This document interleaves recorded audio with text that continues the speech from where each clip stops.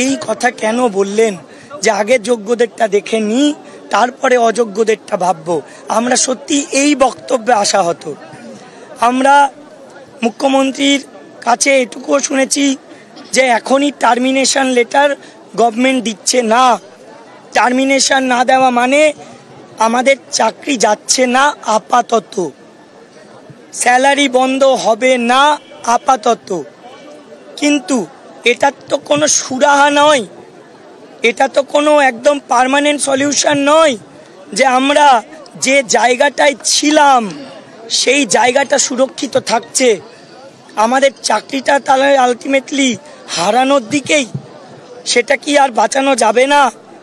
এই সদুত্তর কিন্তু এখনো পুরোপুরিভাবে আমরা পাইনি। মুখ্যমন্ত্রীর কাছে আমরা আরেকটা জিনিস শুনেছি যে উনি বলেছেন যে এই একটা খেলা চলছে বিরোধীদের খেলা নয়, আমাদেরকে নিয়ে রাজ্য সরকারও যেমন খেলা খেলেছে বলে আজকে আমরা এই পজিশনে। আর এখন বিরোধী রাজনৈতিক দল হোক আর যে কোনো রাজনৈতিক দল, সবাই মিলেই তো খেলছে। আমরা তো এখন ভোট ব্যাংক।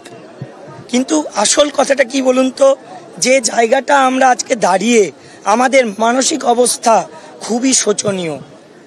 আমরা যে জায়গায় দাঁড়িয়ে সে জায়গায় যে কোনো চিন্তা ভাবনা পর্যন্ত করব, সেই শক্তিটুকু অনেক সময় মাথা থেকে বেরিয়ে যাচ্ছে।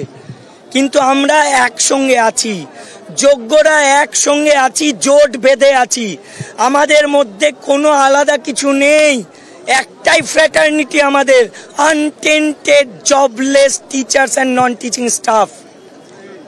আমরা কিন্তু এখানে কোনো মঞ্চ, সংগঠন, দল, রং, গ্রুপ সি, গ্রুপ ডি, 9, 10, 11, 12 দেখব না।